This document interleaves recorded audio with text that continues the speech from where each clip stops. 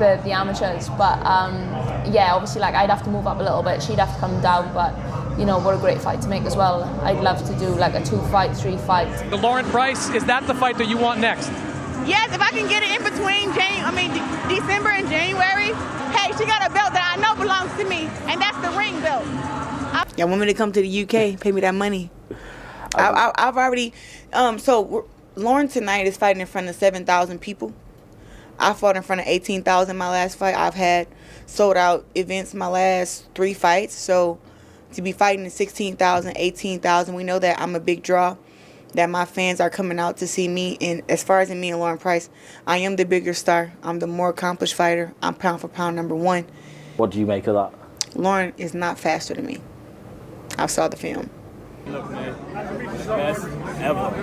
That's my reaction. Claressa Shields is the best ever. Wow. Immaculate, amazing performance, sitting on her punches, moving around the ring. Even Mayweather said it himself. She was doing the Mayweather, talking about getting out the way, going to the body, coming up top. That was an immaculate performance, man. When Claressa Shields stepped into the ring in Atlanta, the entire boxing world was watching to see if her drop back down to middleweight would cost her the razor-sharp dominance she is known for. Instead of slowing down, the self-proclaimed GOAT unleashed one of the most explosive performances of her career, stopping Australia's Kaye Scott inside 6 rounds before immediately setting her sights on Welsh powerhouse Lauren Price. What unfolded afterward was a collision course between 2 Olympic gold medalists that has completely turned women's boxing on its head.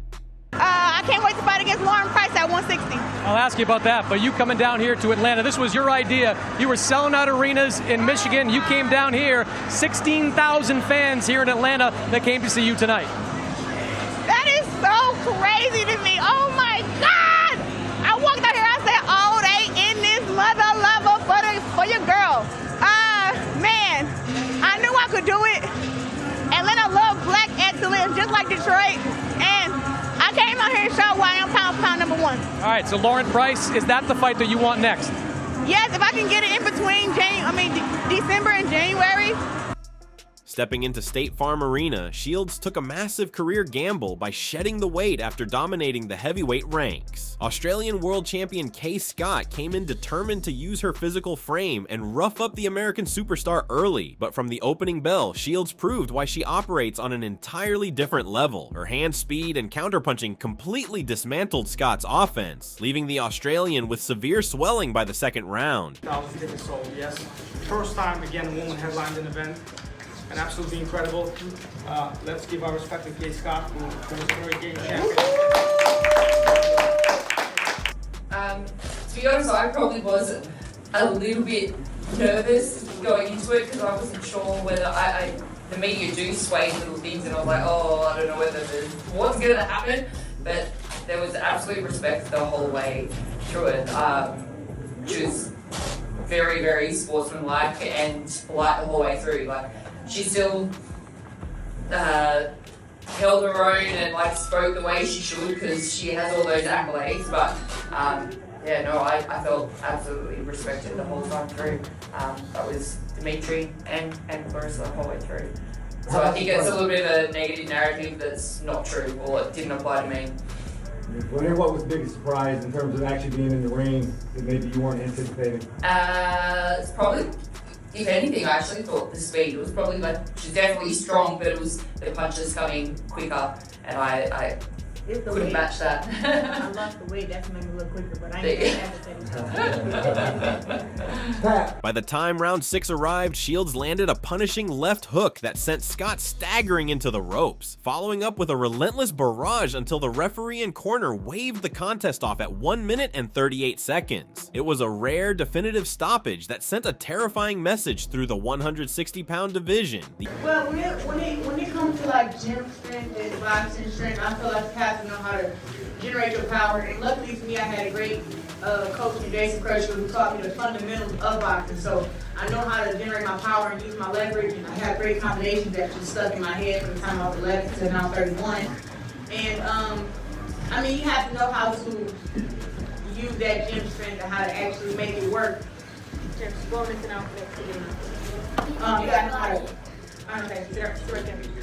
gotta know how to actually make it work. So for me, I just do workouts that strength in my boxing really. Like I'm not, I mean I can bench 185. I can bench 185 and I can do all these push-ups and do, you know, great stuff when I'm athletic, but I really focus on my punching. Like as long as I can punch, I try to do stuff with natural body weight. Did you feel any negative reactions to coming down weight to the weight cut? No. Going down to 160, I knew that. I mean, I just wasn't comfortable with knowing that how strong I am at 175. I just know that me being, right here. I know that me being at 175 and how strong I was there, and then coming down to 160 after the 3 years, I was kind of like, dang,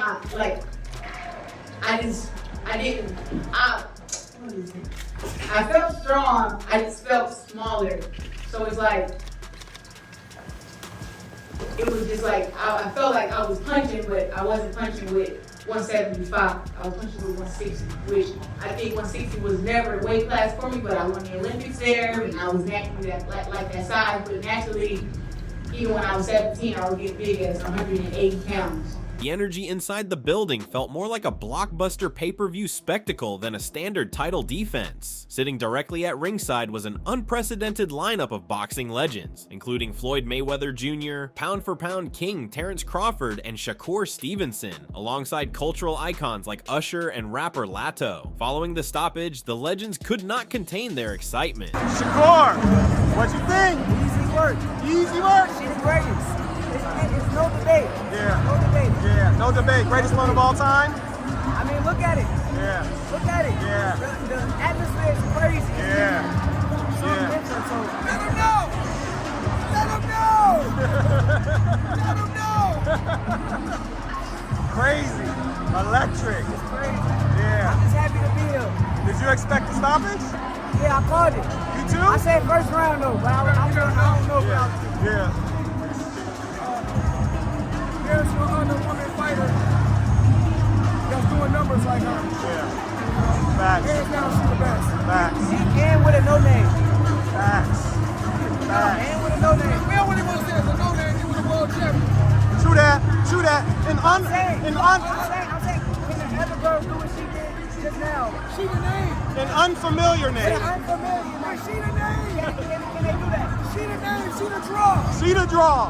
She the best. You know what that's like. Terrence Crawford openly praised Shields' punch selection and composure under the bright lights, pointing out how seamlessly she switched gears to force the stoppage. Floyd Mayweather was seen celebrating her flawless ring generalship, acknowledging that the way she controls distance makes elite fighters look completely out of their depth. What do you think, Sam? Hey. You better show my prediction. Yeah, I did. You predicted a stoppage. She stopped her. You called it. Greatest woman of all time? Thus far. Thus far. As of right now. Yes, sir. She's a killer. You have a good time? Right now, like I said before, when it comes to like just female sports, she's at the top. And I will continue to support her. I need everybody to support her. She's unbelievable, man. I'm proud of her. Yeah, yeah. How about the event? The event. Come on now. That's what we do. We show love, we show support. Yeah. We show love, we show support. Yeah. Yeah. Black love. Crazy. Crazy. Come on now. You know I'm gonna come see you, Ush. Crazy. In the post-fight media scrum, the narrative shifted toward the constant online skepticism that followed Shields throughout her career. Critics often try to downplay her opponents before the opening bell, but her team and close observers drew a direct parallel to the Mayweather effect. When fighters share the ring with someone operating at an all-time great level, their skills get instantly neutralized, making the matchup look deceptively one-sided. I feel like it's a blessing and a curse for me because I box so good that you're never going to see a girl be in the ring and be 50-50 with me. It's just not going to happen. And it's not going to happen because I'm just almighty and everything. It's not going to happen because God literally chose me to be number one. and I trained to be number one, and I diet, and I run, and I continue to never be complacent. So even Kaye Scott admitted in her post-fight comments that while she felt prepared for the physical strength, the blinding speed and tactical precision of Shields were simply too overwhelming to match. Last night was pretty wild. Didn't go to plan. Would have loved to have had my hand raised in victory, but Claressa is just too good. We're healthy, we're safe, and that's the biggest thing. Thanks for all the check-ins, and I'm gonna go on a holiday, going to California. Peace. To be honest, I probably was a little bit nervous going into it because I wasn't sure whether the media do sway little things, and I was like, oh, I don't know what's going to happen. But there was absolute respect the whole way through it. She was very, very sportsmanlike and polite the whole way through. Like, she still held her own and like spoke the way she should because she has all those accolades. But yeah, no, I felt absolutely respected the whole time through. That was Dimitri and Claressa the whole way through. So I think it's a little bit of a negative narrative that's not true, or it didn't apply to me. The unified WBC and WBA middleweight titles wrapped around her waist, Shields did not waste a single second celebrating. She grabbed the spotlight and directed her focus straight across the Atlantic toward unified welterweight world champion Lauren Price. Calling out the undefeated Welsh star, Shields made it known that she wants the biggest, most dangerous challenges available, daring Price to test her undefeated record against the pound-for-pound queen in a generational super fight. Her career reminds me of Roy Jones Jr. a lot. It really does, right? Roy Jones Jr. was the best fighter in the world. He was. And he just ran out of ops. I mean, really, he was just at the wrong weight class at that time. And it got to the point where he was just looking for ways to challenge himself. So he goes up to heavyweight and then he comes right back down. He tried to do something that has never been done ever, and he succeeded. No, a middleweight hasn't gone up to heavyweight in 100 years, and then to come back down and regain the light heavyweight title, no one has ever done that. So Roy Jones Jr. was really trying to make history. He was just trying to find ways to challenge himself. And really, to me, that's Claressa Shields. Claressa Shields, she done whooped everybody. She done cleared out everybody, and she's just in an era where in her division, there's really no one there to really contest her. So she has to find ways to challenge herself. That reminds me of Roy Jones Jr. a lot. Now, when it comes to Katie Taylor, Amanda Serrano, you know, that's like the Floyd Mayweather thing. They're in the right division to have the ops to really do great shit. Katie Taylor and Amanda Serrano fighting each other. You get what I'm saying? Like Alicia Baumgardner is there. So they could actually put together a crazy historic resume, right? And have these ops that Claressa Shields just cannot find. Claressa's in a crazy spot because she's a big woman and she's a fantastic athlete with a lot of speed, a lot of experience, great skills, amateur background, and all those things. She just really has it all, but you know, her arms on D's and there's no one to rumble with. So that's not really Claressa Shields' fault, but I like the fact that she is pushing herself to try to just challenge herself and accomplish different things, which is why I like what she said in the post-fight interview. I came out here to show why I'm pound number one. All right, so Lauren Price, is that the fight that you want next? Yes, if I can get it in between December and January. If not, I would love to fight against Michaela or Tam Tebow. She got the rest of the 3 belts. She don't really have that many fights in the professionals, but she got belts. It's not my fault these girls don't have the experience that I have, but hey, she got a belt that I know belongs to me, and that's the ring belt. Lauren Price did not flinch for a single second. The reigning champion from Wales, who captured Olympic gold in Tokyo, has made it clear that she has zero fear of stepping into deep waters against Shields. Price responded by welcoming the challenge with complete confidence, stating that these are the exact legacy-defining matchups she has been chasing since turning professional. Price pointed out that while she respects everything Shields has accomplished in the sport, her own world-class amateur pedigree and elusive footwork present a puzzle that the American has never had to solve in the pro ranks. I think it would be massive, you know, like I said, I got 100% respect for Kaye. I've always, you know, looked up to her, and it's mad when you say that. We've been to most of the tournaments together, and in terms of like our accolades as an amateur, Olympic gold medal, European champion, world champion, European Games champion. it's a bit mad, but I think it makes for a great fight. And yeah, like I said, you know, there's fully respect there what she's done in her career, but I think it's a great fight, and it's one that I would love. And just a couple of the other names that you mentioned there, Michaela Meyer, of course, I think still holds the WBO, which is the one that's missing for you to become undisputed at 147 pounds. Obviously, she jumped up to 154, but that's a fight that a lot of people have been talking about. Is that a fight that we could realistically expect to see? Yeah, definitely. You know, I think it makes sense for both of us. We both won the fight, and I think obviously when it comes to the financial side of it, when things have like settled in terms of what we both want, then yeah, the fight will definitely happen. And then the last name, Claressa Shields, obviously a little bit of a weight disparity there. Claressa Shields has been boxing off at heavyweight, I mean, not too far ago. Where would that fight have to take place weight-wise, do you think? I think, like, obviously there's talks around, like, 156 or possibly 160 maybe. I'm still working kilograms because I'm used to the amateurs. But, yeah, obviously, like, I'd have to move up a little bit. She'd have to come down, but, you know, what a great fight to make as well. I'd love to do, like, a 2-fight, 3-fight. It'd be amazing. Okay, and just before I let you go, let's say we're sitting here, well maybe not here, but sitting down in 12 months' time in the start of 2027. What do you hope to have achieved by the end of 2026? So I would love, obviously, win April 4th, fight Katie Taylor in August, fight Michaela Meyer December, January, and then set up 2 big fights with Claressa Shields. Look forward to it. Thanks very much. While both fighters are practically begging for the opening bell, the real battle now shifts behind closed doors over the fight terms. Price currently campaigns down at welterweight, while Shields just made the grueling cut from heavyweight back to the 160-pound limit. Conversations around a potential catch weight between 154 and 156 pounds, or a straight middleweight clash, are already heating up. Beyond the scales, the clash in styles is what makes the matchup so captivating. It pits Shields' suffocating volume, inside combinations, and raw power against Price's lightning-fast southpaw counters, slick angles, and defensive wizardry. She's Olympic champion, and she's undefeated.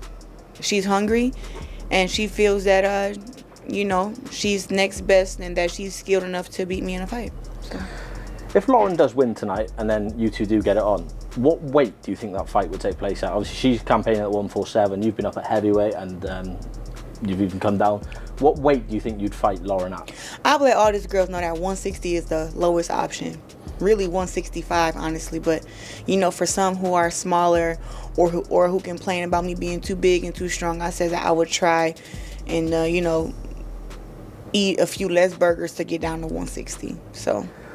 Would you come back to the UK to fight Lauren, or would you like her to come over to, you've seen the crowd you brought to Detroit, we saw it the other week when you fought. Yeah, want me to come to the UK, pay me that money. I've already, so Lauren tonight is fighting in front of 7,000 people. I fought in front of 18,000 my last fight. I've had sold out events my last 3 fights, so to be fighting in 16,000, 18,000, we know that I'm a big draw, that my fans are coming out to see me. And as far as me and Lauren Price, I am the bigger star. I'm the more accomplished fighter. I'm pound for pound #1. And, you know, she wants to be mentioned in those names. But it's always me coming to get these girls and every these girls coming to get me. So, I don't think Lauren is big enough for me to come over here and fight against her in the UK. She has to come to America, you know, if she really wants to smoke. But I'm not gonna say that the fight is off or that it can't be made. If she's like, oh, I'm too scared to come to America, I want to fight here, I'll be like, okay, it's okay.